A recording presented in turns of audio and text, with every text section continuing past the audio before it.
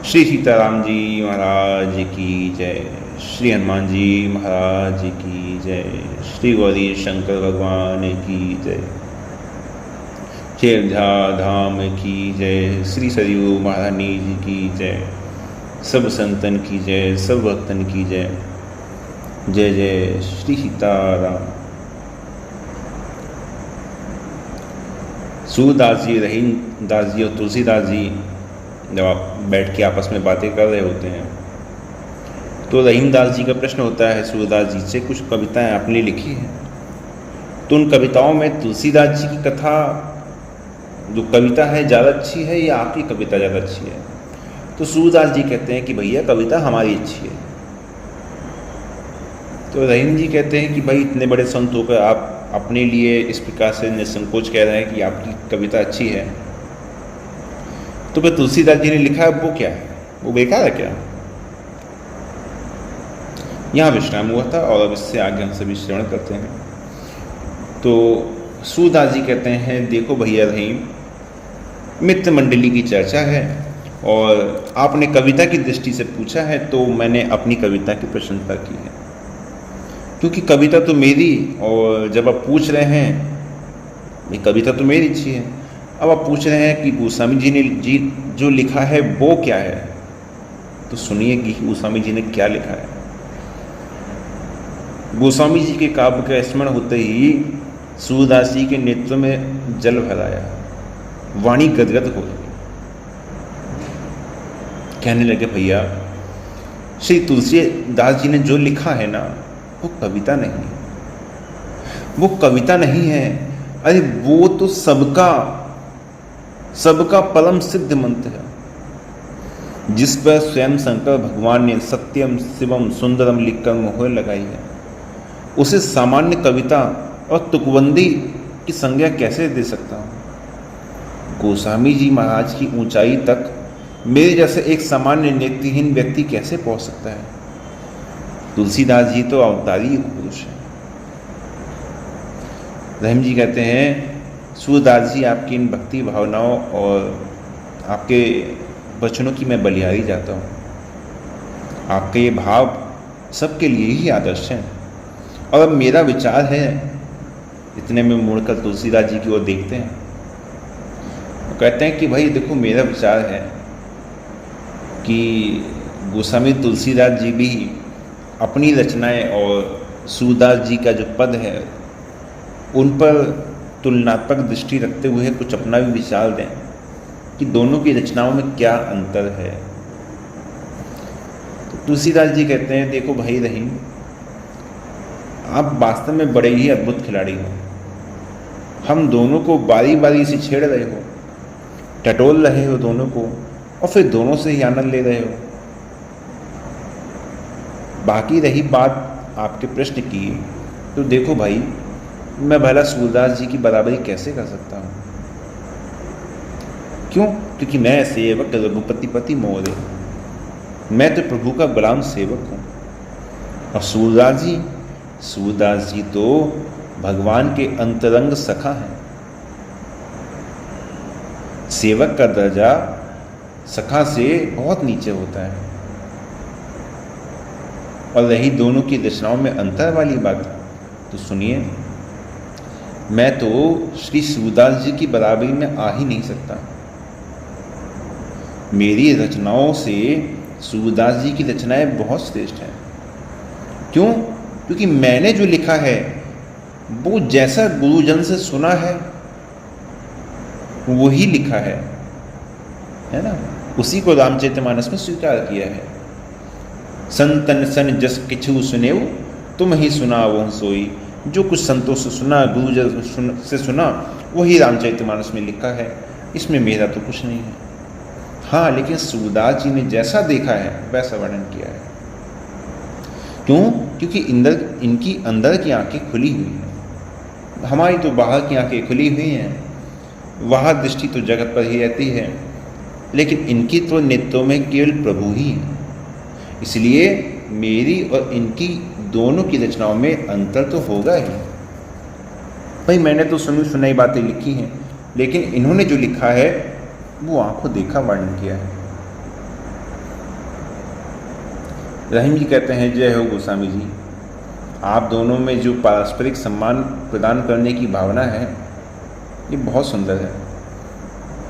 आप दोनों ही अवतारी महापुरुष के दर्शन से और आप दोनों के सत्संग से मैं बड़ा कृतार्थ हुआ। अब कृपा करके मेरी एक समस्या का हल और बताएं आप लोग। तुलसीदास जी कहते हैं, आज्ञा कीजिए, आपकी क्या समस्या है।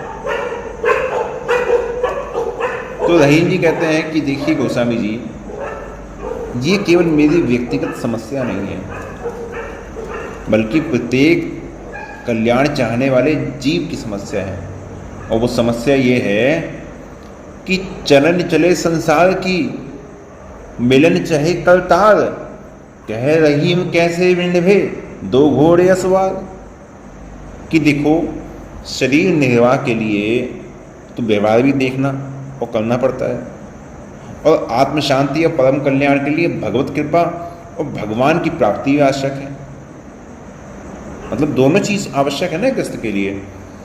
तो इस व्यवहार में और इस परमार्थ में कभी कभी जो पारस्परिक विरोधाभास है ना, वो उपस्थित हो जाता है, और फिर बुद्धि कुछ सोच नहीं पाती क्या करना है। तो जिज्ञासा ये होती है कि क्या इन दोनों का निर्वाह एक साथ करना संभव है। तो तुलसीदास जी कहते हैं, वैसे तो रहीम जी, दोनों का निर्वाह एक साथ होना सचमुच वैसे ही कठिन है जैसे आपने अपने दोहे में संकेत किया।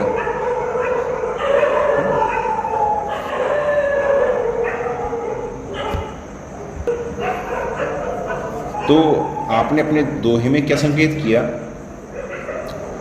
कि दो घोड़े की सवारी एक साथ कैसे हो सकती है। लेकिन इस समस्या का एक समाधान तो है, जिससे दो घोड़े की कौन कहे 10-10 घोड़े की सवारी भी हो जाएगी। बहुतों की हुई है, लेकिन कैसे। तो इसका एकमात्र हल ये है कि उन घोड़ों को एक साथ स्वतंत्र नहीं रखा जाए, बल्कि चलन चले संसार की तरह संसार में चलो, और हरि पर राखो टेक, और केवल भगवान पर दृष्टि रहे। कर्म संसार के रहें और दृष्टि भगवान पर रहे। और तुलसी यूं निभ जाएगी दो घोड़ा रथ एक। इस प्रकार से जो दो घोड़े की सवारी है, वो दो घोड़ों को एक रथ में यदि बांध दिया जाए तो वो भी गतिमान हो सकते हैं। तो क्या करना क्या है, अपने जो इंद्रिय रूप घोड़े हैं, अपने मन की वृत्ति रूपी घोड़ों को धर्म के रूपी रथ में जोत कर रखें, और इनकी जो बागडोर है वो भगवान रूपी सारथी के हाथ में सौंप दें। अर्थात भगवान के चरणों के प्रति समर्पित होकर रहें, और अपने कर्तव्य कर्म का बिल्कुल जितना आप सामर्थ्य से कर सकते हैं, उस सामर्थ्य से अपने कर्तव्य का ईमानदारी से पालन करें, और भगवान का स्मरण रखें। कि क्या रखें कि मैं भगवान का हूँ, मैं भगवान के लिए हूँ, और भगवान के द्वारा ही संचालित हूँ, और भगवान के द्वारा ही व्यवस्थित हूँ। मेरा जो कुछ है सब भगवान का है, भगवान के लिए है ना। ये संपूर्ण समस्त ये भगवान का है, भगवान के लिए है, और भगवान के द्वारा ही संचालित और व्यवस्थित है।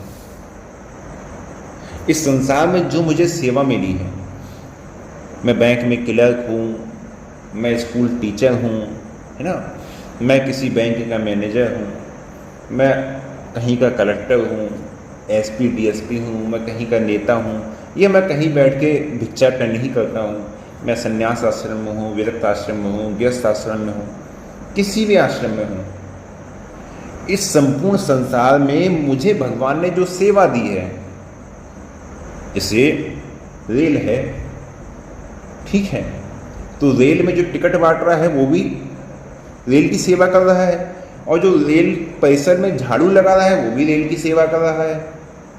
दोनों कर रहे हैं ना रेल की सेवा, है ना। तो उसी प्रकार इस संसार को निरंतरता प्रदान करने में, इस संसार को चलाने के लिए जो सेवा मुझे भगवान से मिली है, किसी भी विभाग में हो, किसी भी स्वरूप से हो, वो सेवा केवल संसार को चलाने के लिए है। तो इस संसार को चलाने के लिए मुझे जो सेवा मिली है वो भगवान के द्वारा ही दी गई है, और इस सेवा को मैं ईमानदारी से भली प्रकार संभालूंगा तो मेरे जो भगवान हैं, मेरे जो प्रभु हैं, वो प्रसन्न होंगे। इस भाव से यदि साधक के द्वारा कुछ होता है तो वो उसकी उपासना, वो उसकी साधना ही होगी। और जो व्यक्ति इस प्रकार से जीवन यापन करेगा, उसका जीवन रूपी जो रथ है वो ना तो कभी पथभ्रष्ट होगा, ना ही वो कभी गिरेगा, बल्कि भगवान की कृपा से सही ढंग से चलकर सही ठिकाने पर पहुंच ही जाएगा। रहीम जी बड़े प्रसन्न होते हैं। धन्य हो तुलसीदास जी, आप लोगों के द्वारा इस विश्व का बड़ा भारी उपकार होना है। और तुलसीदास जी कहते हैं, अब यदि आपकी अनुमति हो तो मैं भी आपसे कुछ पूछ लूँ। रहीम जी कहते हैं, ये आप क्या कह रहे हैं, आप कुछ पूछे और मैं बताऊं? तो तुलसीदास जी कहते हैं, क्यों नहीं। प्रभु ने स्वयं इस प्रक्रिया का समर्थन किया है, ये उनका ही आदेश है ना?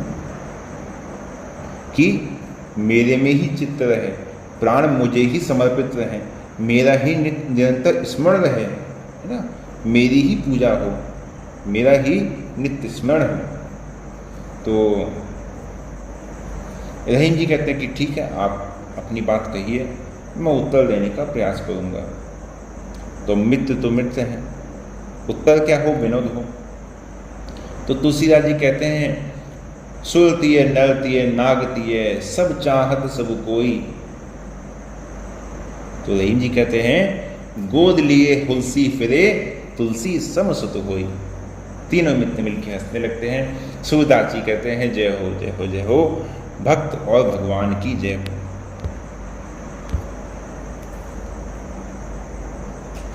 इस प्रकार से तीनों मित्रों का जो वार्तालाप है वो यहाँ पर विश्राम होता है। गोस्वामी जी वापस अपने आश्रम पे आ जाते हैं और सूरदास जी अपने आश्रम पे चले जाते हैं।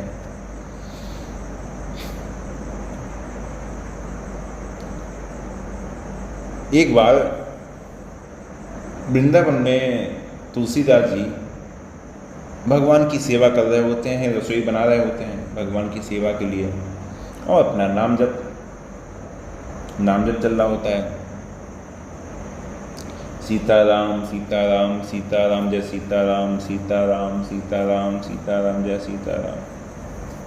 उतने में द्वार पे एक साधु आते हैं बाहर से, बाबा सीताराम। तुलसीदास जी कहते हैं, जय हो भैया, जय श्री सीताराम। तो साधु कहते हैं, बाबा ये चूल्हा क्यों चुता रहे हो, आज झला भंडारे का न्योता है, चलिए।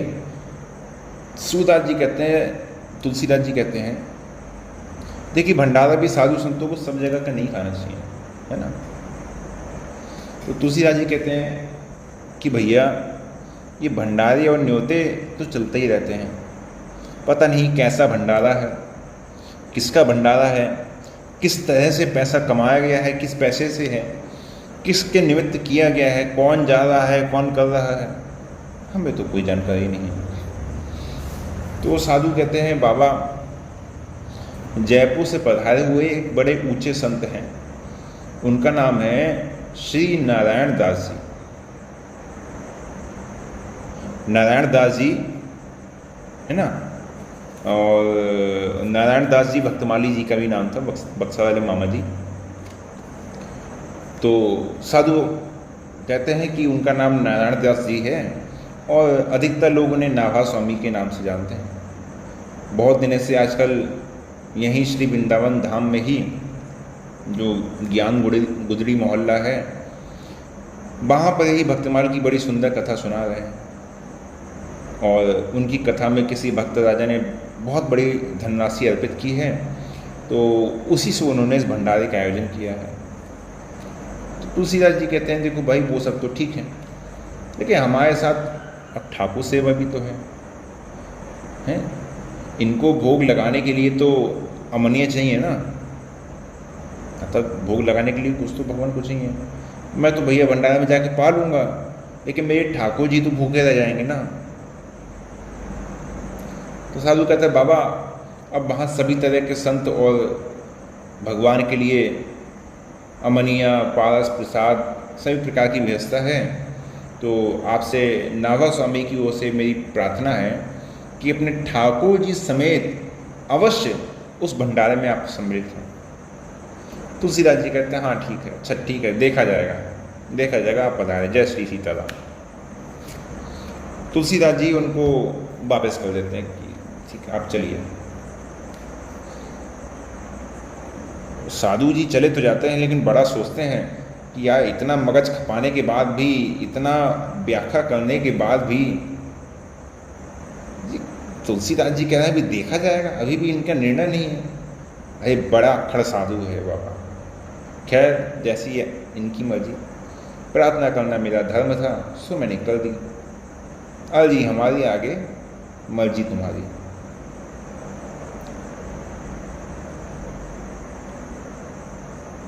तो इधर तुलसीदास जी विचार कर रहे हैं कि भाई आग्रह तो बड़ा ही प्रेम से और बड़ा ही जोर दे के किया है, लेकिन बड़े भंडारे में जाने का एक मन नहीं करता हमारा। चलो ये तो ज्ञात हो गया कि जयपुर के एक बहुत बड़े अच्छे संत ने भंडारे का आयोजन किया है, लेकिन फिर भी धनराशि तो एक राजा के द्वारा अर्पित की गई है। अब राजा पता नहीं कैसी वृत्ति वाला है। वैसे तो प्राय राजा का अन्न दूषित ही माना जाता है। राजा का अन्न दूषित क्यों माना जाता है?